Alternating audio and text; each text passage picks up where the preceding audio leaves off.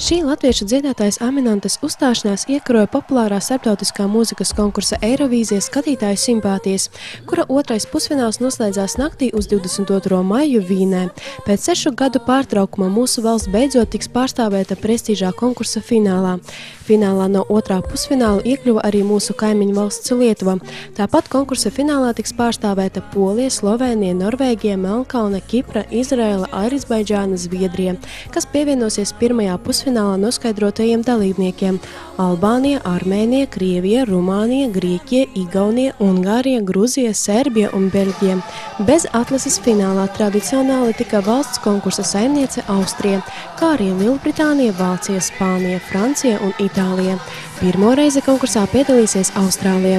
Konkursa Eirovīzijas jauno uzvarētāju mēs uzzināsim pavisam drīz, naktī no 23. uz 24. maiju.